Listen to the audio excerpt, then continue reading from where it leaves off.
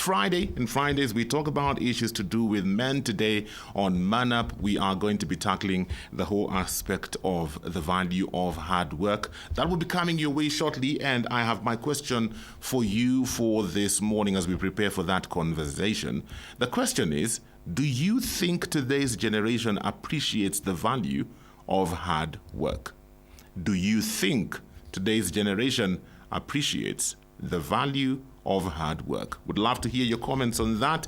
SMS is coming in on 20316 and WhatsApp on 0786 316. Right now, we want to have a session with Professor Ndetei. Every Friday, we usually have a session with Professor Ndetei talking about issues to do with mental health. Usually, it comes in on the latter part of the show, but as you know, we are in a new season. Things have changed a bit, and so we want to get into that for the next couple of minutes before we engage in our conversation on Man Up today, talking about the value of hard work. So right now, here is Food for Thought with Professor Ndetei as we continue to talk about matters mental health. A very good morning to you. Welcome to another episode of Food for Thought with Professor Ndetei. This is the show where we talk about issues, mental health, creating awareness so that we minimize a lot of the stigma that is associated with mental health issues. Well, today we want to kick off another series as we talk about postpartum depression. Get to understand what it is, how it presents itself, what are the symptoms, and is it something that is treatable? Professor Ndetei, thank you for allowing us to come to your office once again. How are you doing? Most welcome. I'm doing good. Karibu sana. Asante. So, postpartum depression, let's begin by first of all understanding what is it? Well, I think we can understand the word postpartum by just analyzing the word. Mm-hmm. Post means after. Yes. Partum, giving birth. Mm-hmm. Postpartum, after giving birth. So basically, when we talk about postpartum depression, it's depression that comes almost immediately Mm-hmm. or within 1 year following giving birth. So basically, that's what it is. You know, it sounds like, what's the word? It kind of sounds like an oxymoron because giving birth is associated with so much joy, celebration, jubilation. So for depression to kick in right after that, it sounds a bit... Well, you know, our minds are very complicated. Uh-huh. But there are different ways of explaining this. One of them is the chemical changes that take place in the mother who gives birth. Okay. You can imagine that a woman or a lady who has been carrying a baby in the stomach for 9 months, and within 1 or 2 days, that child is out of our system. And of course, all the attendant chemical changes in the body, it can cause problems for some people. Not everybody. It can cause problems for some people. So part of the reason is that there are some chemical changes in the body for which that person has no control. Yes. And the other thing is that we are so different in terms of our chemistry. So that for some people, those fluctuations will be accommodated. For others, those fluctuations will not be accommodated by the system of the body. And secondly, it's also important to know that it is not every pleasant, or we call it welcome event, that necessarily leads to happiness. We know very many cases, by the way, of people who, at least I've seen them myself, who get very good news that their promotion. And their reaction to that good news is they develop a psychiatric complication. Wow. It happens so often. It's difficult to conceptualize that good news can be a problem. They say the tears of joy are the same tears for unwelcome events or bad news. So yes, it is possible it can happen. Okay. Yes. What are some of the symptoms that would make someone begin to think, okay, this is postpartum depression? Basically, the symptoms are the same symptoms that we know for Untitled Depression. Okay. The only reason why we call it postpartum depression is not because it has got very special types of symptoms for depression, but just because on the basis of the time relation. Okay. Birth, depression within 12 months. So the symptoms will be basically the same like we see in other types of depression. Mm-hmm. The person feels very sad, very unhappy. They don't quite understand why this is happening to them. Yeah. Their appetite will probably go down. They are not eating very well. They are not sleeping well. They become irritable. All the symptoms that we associate with in depression. Mm-hmm. But in postpartum depression, there is also a tendency to develop what we may call psychotic symptoms. Mm-hmm. In the sense that this person has got symptoms, but they do not know that they have those symptoms. And they would even deny that they have those symptoms.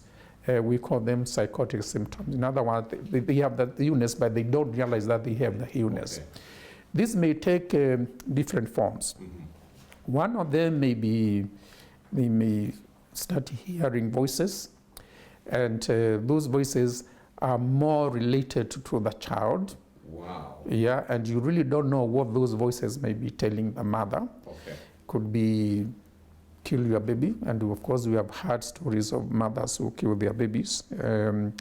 It could be that they become extremely suspicious about this baby. Mm-hmm. Their own baby is like the baby is the one who has brought problems to him, to her, and to the family. And therefore, all of a sudden, the baby becomes kind of Like the enemy. The enemy, absolutely. Yeah.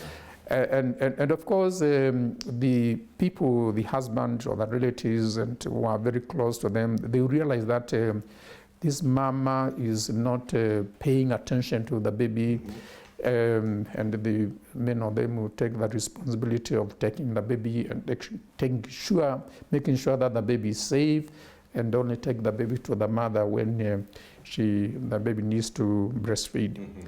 So these are really the main presentation of postpartum depression. Okay. A very common condition, by the way. Really? Is very common. Of course, it depends on the degree. What may come to the attention of the people around caregivers, the families, is if the symptoms are so severe that it affects the family, Okay. And they can see it is already affecting the mother. Of course, the child is very innocent. But the majority of the postpartum depression may go unnoticed and only felt by the mother, who does not even know what is happening, cannot articulate what is happening. I'm thinking it may also be hard for her to try and explain, because how are you feeling that way and we're just celebrating you've gotten a baby? She doesn't understand what is going on. Yeah. She's completely lost. She does not know what is going on. She may not even know that she's depressed. In fact, I was going to ask, you've mentioned two things when I was researching about this. I came across three terminologies. Maybe you can explain them to us. I found out there's something called baby blues, and then there's postpartum depression, and then there's postpartum psychosis.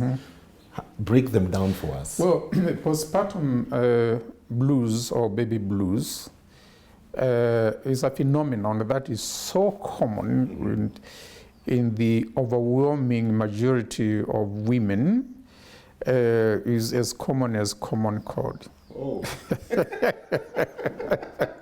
Wow. So if a woman experiences those blues, feeling low, when she's supposed to be happy and people are celebrating, if that happens, I don't think it amounts to any clinical significance.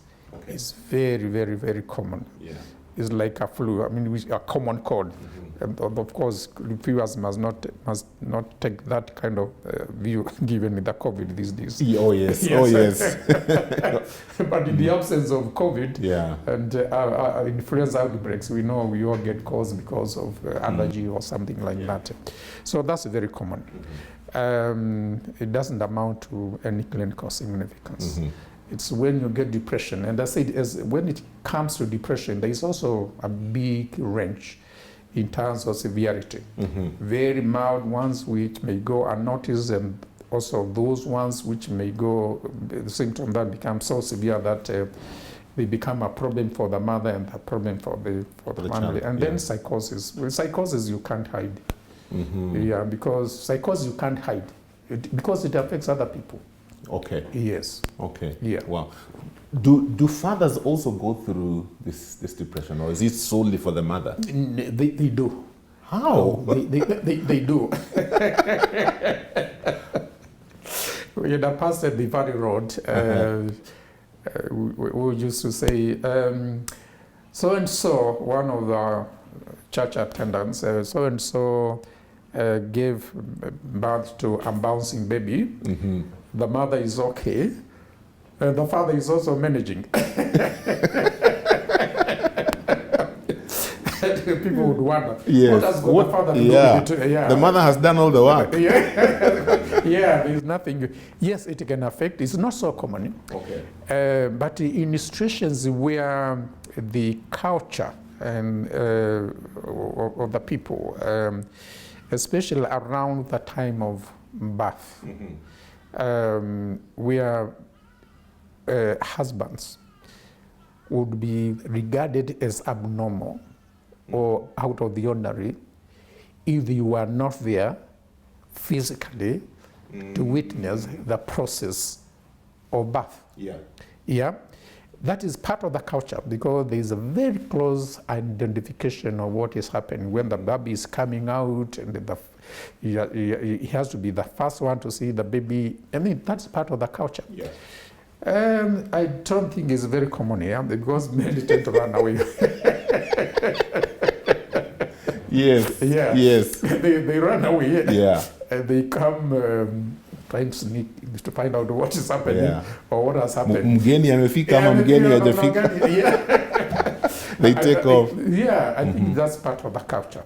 Okay. Yes. So I don't remember seeing any such case here, but I've read about it in the literature, and I saw it when I was training in UK.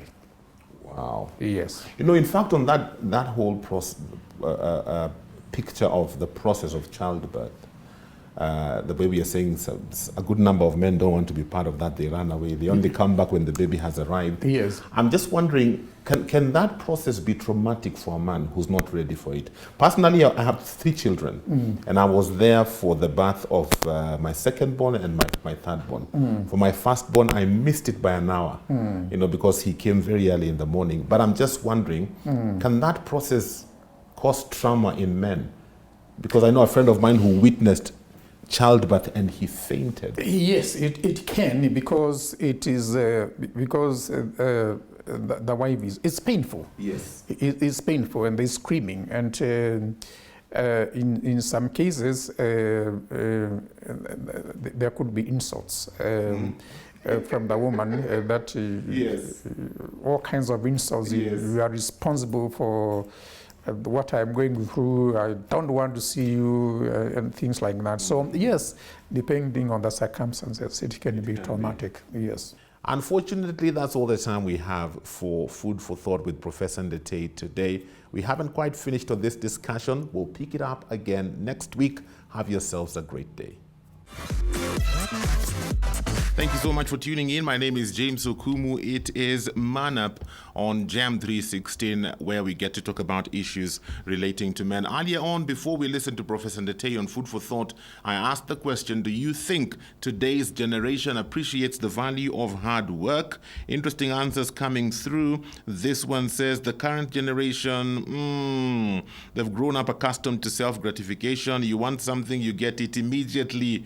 and you say technology has played a big role in this. So basically what you're saying is you don't think this generation appreciates the value of hard work. But I have Paris in Kabete who thinks otherwise. Paris says, yes, they do.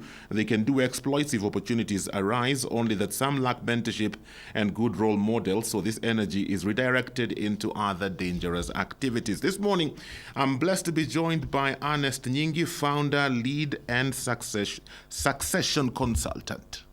Karibu sana, Mr. Ernest. How are you doing? I'm doing very well. Thank you for having me. It's been a while. It's good to have you on the show today. I'm so glad to be here, sir. Also, we have Apostle Sylvester Mariko from Word of Light Church in South B. Apostle, how are you doing? Apostle, I can't hear you. Your audio seems to be off.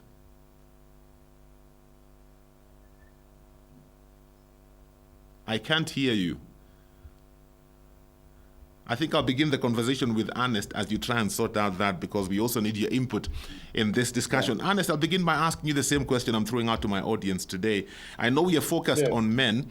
Do you think the young men today appreciate the value of hard work? I think it's bittersweet. It's both yes and no. Why yes and no? Number one, yes, because the hustle is real, as young people have been saying. Yes. That, they need to do something so that things can change. Mm-hmm. But then no, because a lot of young people have not been cultured to do the right thing in terms of the same way they are taught they need to eat 3 meals a day. Yes. Are they taught before you enjoy, you must earn? Mm. Yes, because for me, I think that's one of the places where the gaps are. I mean, the way children are brought up, I think our generation is brought up in such a way that there are things that they don't really value. Okay. Yes. I'm just wondering, we've been doing a series on Man Up looking at integrity and various facets of integrity, and hard work is one of them.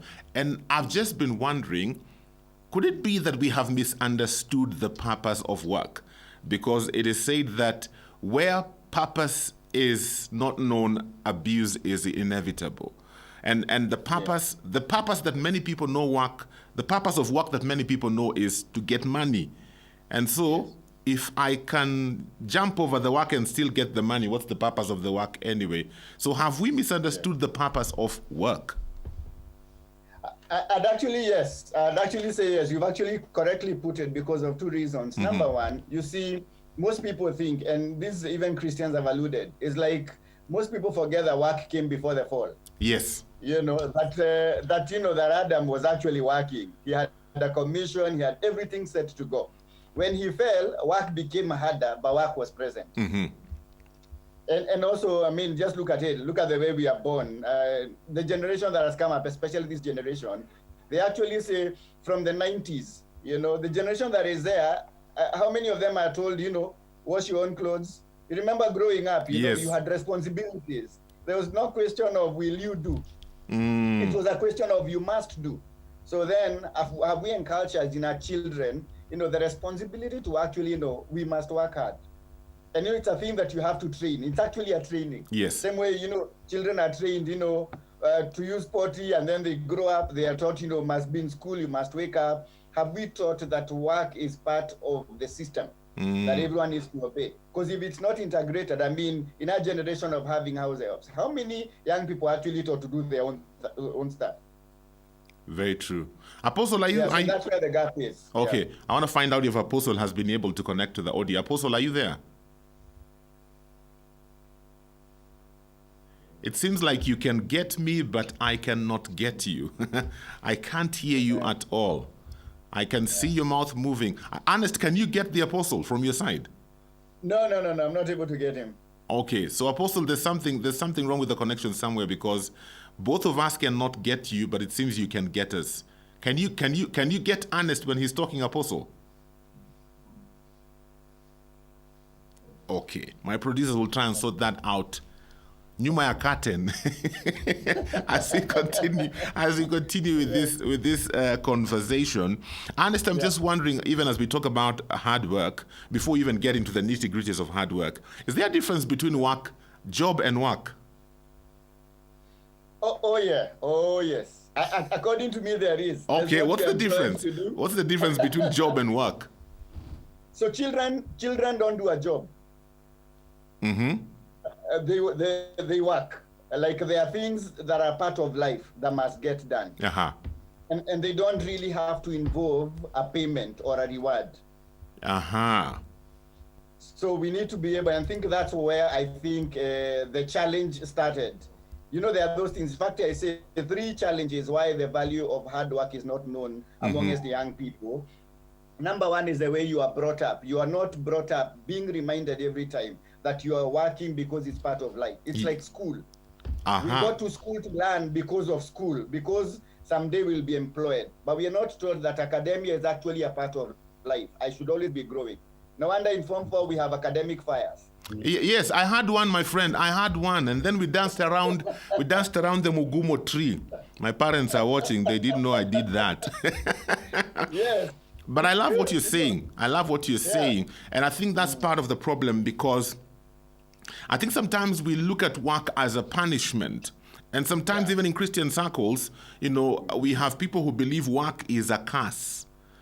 And so we look at work as punishment, and so we don't inculcate the culture of hard work and just working where our young men are concerned, and I think that's a disaster in the making. It has been. I mean, you just need to look at the community of young people. Sometimes, you know, I get in my role of, you know, what I do in the ministry, being able to go around and see what young people are. You can see young men seated together the whole day. Yeah. And then you who's worked the whole day, some of them will sit from you. So question, what's wrong with that picture? Wanataka uachie Yet kitu. they don't have a problem. Yes, niachie kitu, yet they don't have a problem eating 3 times a day. So they were encultured to eat 3 times a day, but they are not encultured to work. Wow. Apostle, I don't know whether they've been able to rectify, because we are missing out on your voice in this discussion, and we need your voice in this discussion.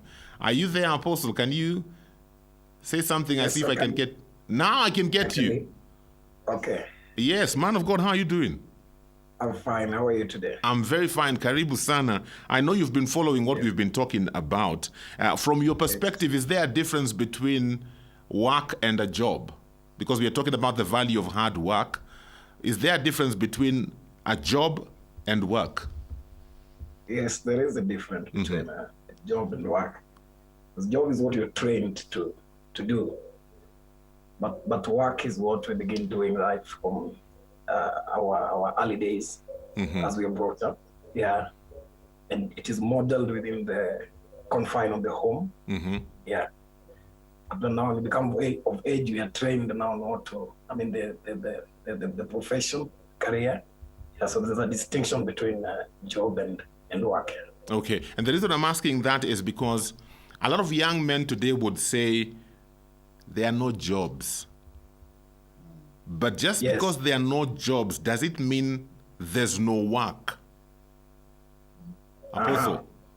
Yeah. Just because there are no jobs, does it mean there's no work? No. We have work. Yeah, there may be, as a result of the status of the economy, there may be constraint on the area of work.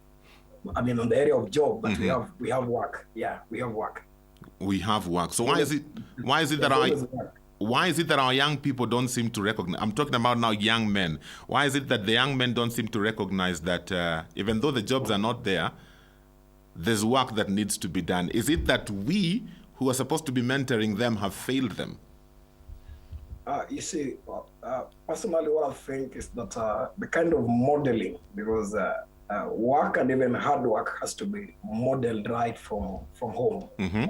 I think is actually the responsibility of the fathers to be able to model this before their children. Yeah, because what is not modeled cannot be able to transfer. Yeah, and I think that is why we have a generation that really believe in consuming but not producing. Ooh, I like that. Consuming and not producing. I think that sums it up so well. I'm just wondering, gentlemen, maybe Ernest, you can jump in on this.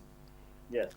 Could this also be a situation of lack of purpose and lack of a vision? Because you see, when I have purpose and I have a vision, I know the work I need to do to see the purpose and vision come to fruition. But if I don't have a purpose, I don't have a vision, then what do I need to do? See, I'll just lounge around the whole day watching TV and doing nothing because there's really nothing I need to work towards. Yes, I totally agree with you. And to just qualify it, you see, a lot of young people haven't been taught how to, not only have they been brought up not, being reminded of hard work. Number two, they haven't been trained to build systems. Mm-hmm. So usually there's an analogy I call train or drain. Oh, talk to us about that one. Yeah, so you either train someone so that they actually enculture a way of living, or you are picking all the energies they have and draining it. Uh-huh. Because, power will come out, but where will it be spent? So if they are trained on how to do work, if they understand their purpose, they understand their vision, and those are things that you're trained on. You see, what are you good in? And then how do you use that to maximize your opportunities? If you're not, the same energy and power you have, you're going to drain. Mm-hmm. So then they are visionless. And I know in Proverbs 29 actually says that where there's no vision, people cast off restraint, yes, which is self-discipline. Yes. Since you're not clear on your why, if today I'm supposed to come towards a certain direction and I'm not clear, I'll use my energy going around. Yet I could have intentionally used the same energy to do something. Mm-hmm. So we're either training or draining young people. And also young people themselves, if I am not building a system in my life, then I'm totally missing out. Wow. But does hard work really pay, Apostle? Looking at this kind of society we live in today, is it the people who really work hard who are successful? Or is it the people who, maybe doing other things that may not necessarily be working hard, that are people who are successful? We see them in the media, so because we are talking about modeling and mentoring. The people who model hard work, are they really successful? Yes, they're successful because right from the beginning, right from Genesis, that's Genesis chapter 1, we see God himself modeling the hard work. He works hard for 6 days, and then on the seventh day he rested. And you look at 2 Thessalonians, that is chapter number 3, verse 6 to 15, where Paul is talking to a church in the city of Thessalonica. And he's actually warning these brethren to not even associate themselves with those brothers who are idle, who does not embrace the value of hard work. He's actually telling them that he Apostle Paul, had the right to be supported by this particular church, but he decided to set a good model before them so that they can be able to follow. Mm-hmm. That's why I said earlier that this is a culture that must be modeled, especially by us fathers. We must be the frontiers to be able to model this, so that we can be able to transfer it even in the generation that is coming. And so I have to say that hard work pays. You cannot sit there, be waiting to consume, or be waiting to get if you're not working. Okay. Honest, we're usually told you don't need to work hard, all you need to do is work smart. What do you think about that statement? Well, I think there's what is called the principles of God in terms of what he says in his word that has always worked, like the law of gravity. And then there's the idea of shrewdness. I believe in strategy. I teach strategy. So, in fact, for me, I'd say two things. One, you cannot violate principles. Yes. A baby has to take 9 months to be born. Mm-hmm. You cannot earn before you work. Mm-hmm. Anything you use under that, you'll be using other means that are not there. So for me, and there are scriptures. I can give you 2 verses that for me are epitome of why that is important. And they use the word diligent for hard work. And they say this. It's actually Proverbs 12:24. It says, the hands of the diligent will rule. It means if you're working hard, you will have a position of influence. Okay? Yeah. And then number 2, the same chapter, Proverbs 12, verse 27 says this. That whoever is slothful will not roast his game, but the diligent man will get precious wealth. Mm-hmm. So there's actually wealth and influence as a result of you working hard. No, leave alone working smart. If you get to work smart, as long as you're working hard, you are welcome to improve it to the next level. but you can say smart and hard. So refuse to work hard and say you're working smart. Okay. Now, there's something I want us to discuss, and I like that both of you have a church background, because this relates to the church. And I was having this conversation just yesterday with our youth pastor, because sometimes, and I've seen this happen over and over again, where it seems like the church has wasted the young people. Let me qualify my statement. Whereby the young people are required to serve, because they're available. We are always wanting them in church, to serve where the ministry aspect is concerned. They're there for meetings, they're serving as ushers, they're cleaning the sanctuary, they are just there to do whatever needs to be done, but we never actually empower them to start thinking about their life and where they're going. As long as they're serving the purpose of the church, we are okay with them. When they don't come for meetings, we are hard on them. When they are not available to help with the work of the ministry, we are hard on them. Sometimes we even tell them, they need to serve God, to stay focused on the things of God. And somebody gets to their early 30s and they look back and they really have nothing that they can begin to build on where their work is concerned. I don't know whether that is something you have experienced, and if yes, how do we get out of that? We'll talk about that in the next short while. It is 7:40, 20 minutes before we get to 8. Man up, we are talking about the value of hard work. If you have any questions for us today, 20316 is the SMS line, and the WhatsApp number is 0786316316. It is Man Up. We have about 15 more minutes of our discussion for today, hanging out with Ernest Nyingi, founder, lead, and succession consultant, and also Apostle Sylvester Mariko from Word of Light Church in South Bay. Thank you, gentlemen, for being here. Back to the question I was asking earlier, where the church is concerned. I don't know that if this is something you've experienced before, where young men come in and they're serving in the ministry, but we never give them any direction where their life is concerned. And so when they get out of the church, they really have no idea who they are and what work they're supposed to do. Ernest, I know you've worked a long time with young people. Is that something you've experienced? And if yes, what's the solution? Yes, it is something I've experienced. And they actually say cumulatively, you have at least 5 young men working in every church. Mm-hmm. So if you have 100,000 churches, you can imagine what those numbers are. Yeah. Two challenges I've seen. Number one is that a lot of young people are taught to serve a vision, but not their vision. Mm-hmm. And what that means is they are being taught, come and serve the pastor's vision or come and serve the church vision. That's where you find yours. But they are not trained and empowered on how they can serve their own vision.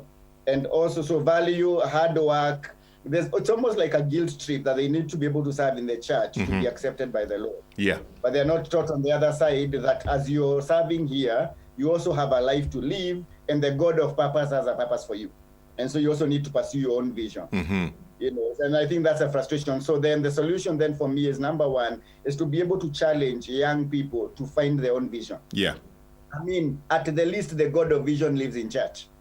Yes. Ephesians 2:10, we are his workmanship created for for good works. Yeah. And we were created for them. So teaching young people to figure out stewardship and to figure out what's their purpose and vision. I think that's something pastors and men of God can be able to impact. Okay. And as they are also doing that, let them reward young people for the work that they do.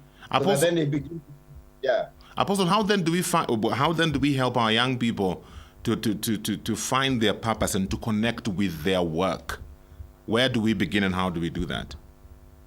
Well, my approach to that is that we as the leaders, we as the pastors, we need to bring in the balance, even as we raise the young people, and even as we incorporate them in ministry, we need to find out what they are passionate about. We need to find out those careers, the talent and the abilities that they are passionate about, and really bring in the balance that even as they serve God, we also encourage them, strengthen them, and like my brother has said, empower the abilities within them, and be able to show them that they have the other aspect of life that they also need to be able to take care of.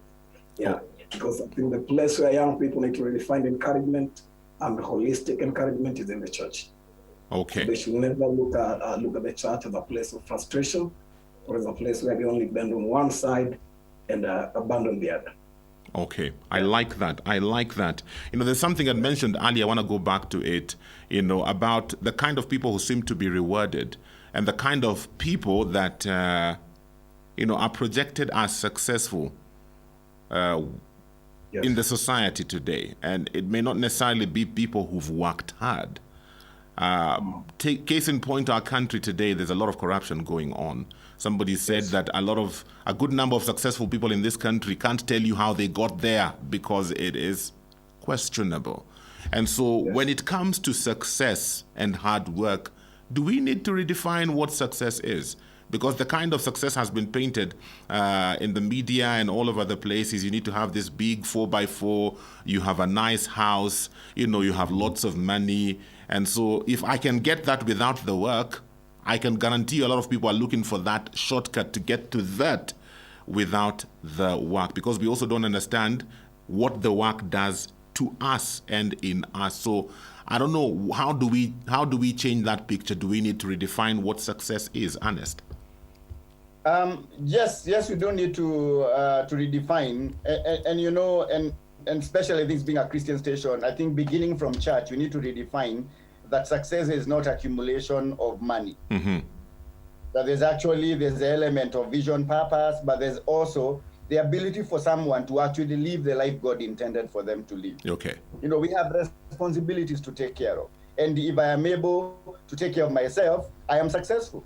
If I'm able to take care of my family, I am successful. If I'm able to get to a job, do the best I can, I am successful for that day. So minimize, or rather rethink what success means, but also enculture it. Because it's one thing to define something, it's another to make it as part of life.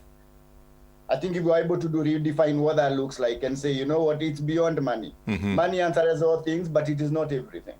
As long as I'm serving God's purpose for my life and I understand what that looks like, I am successful.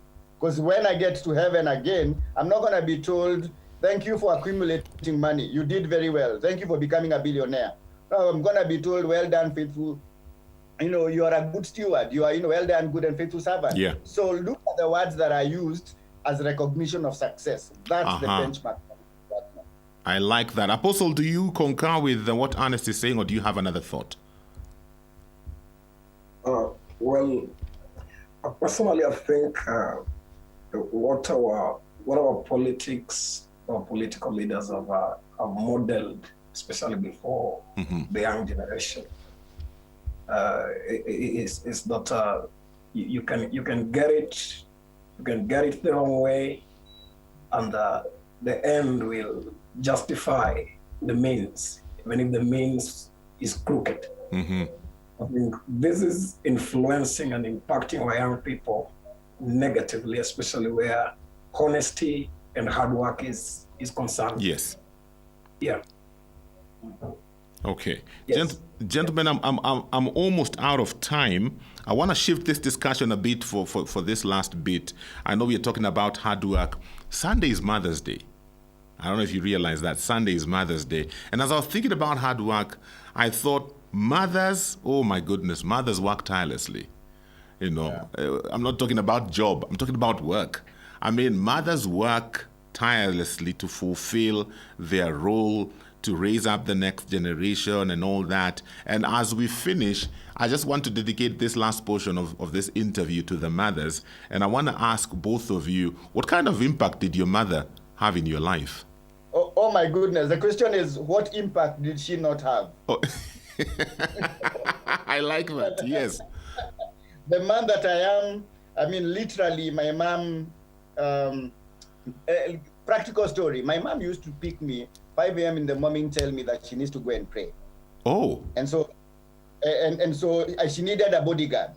Yes. And so guess who was the bodyguard? That was the one. So guess what? Between 5:30 and 6:30, Ernest was in church praying because somebody was showing me, give me protection. After a while, I needed to learn to pray. I saw my mom do ministry and evangelism and all those things. I saw my mom waking up after 6:30 to go and open a shop the whole day until 8 p.m. So modeled. By the time I was 10 years, I pretty much had thought, if I need to be serious, there's God and there is hard work. Yes. That's actually the encouragement that I've had. When you get someone who's not only willing to pray for you, but teach you and model and mentor you, then you have lived. I actually accredit my being here and being somebody because of her. So I celebrate mothers a lot in terms of the work they do that we can never pay for. Yes, remember the job. That was not, the other was not a job. That was like a calling now. Wow. That is amazing. What about you, Apostle? What kind of impact did your mother have has your mother had over your life? Yes, I'm reminded of a mother who worked tirelessly to bring up eight children. Wow. In addition, she still took about 4 more orphans to add to the 8. So wow. That is a total of 12. And she worked tirelessly to make sure all of us have something to eat. Yeah, especially at a time that my father was ailing and couldn't work anymore. She took responsibility to really work hard. And to me, she's a hero. Yeah, because I think most of what I can be able to talk about as success in my life today is really attributed to her hard work and her commitment that she modeled before my eyes as I was growing up under her care. Yeah. Wow, I love it. It's extremely generous mother who will give everything to see that the best come out of us. Yeah. Did she influence your calling into the ministry? Very much, and especially in the area of generosity. Yeah, my mother is this type of a giver who will give everything. Yes. I mean, she will not withdraw anything whenever anyone is in need, and I think that is an area that she really influenced me big. Yeah, to be what I am today, that I'm able to generously give services to the world and put the interest of other people ahead of my own, because that is what she modeled before my eyes. Yeah. Wow, gentlemen, I'm so grateful. I'm so grateful for your time. I know the time has been short, but we will definitely get to do this again as we continue to have conversations about men, because men, we need to talk. We need to talk about issues that affect us, because the next generation, we have to be very deliberate and very strategic to ensure that they get the right message to become the men that God has called them to be. And that is our responsibility. So thank you for availing yourself today, Ernest and Apostle Sylvester. May the Lord bless you. I'm out of time for today. My good friend Phoebe from Nyeri is saying this discussion surely has to continue. Section ya leo imenyolewa kabisa. Pole sana, my friend. I know what you're saying. And yes, even the discussion we had earlier on with Professor Ndete was a bit short, but at least we are able to get something. Well, as we wrap up for today, I'm throwing out the same question to you, and I'll be sampling some of the messages you send me on the radio show as I go back to radio only. What kind of impact did your mother or has your mother had upon your life? Even as we look forward to celebrating Mother's Day on Sunday, 20316 is the SMS line. WhatsApp number 0786316316. That's all the time we have today for Man Up. God willing, we'll catch up again next week. Have yourselves a great day. For this and more of our shows, log on to www.familymediaonline.com to enjoy a wide variety of programs, from current affairs to testimonials and features, pastoral and inspirational shows, kids entertainment, and so much more. Also stream live on www.familymedia.tv.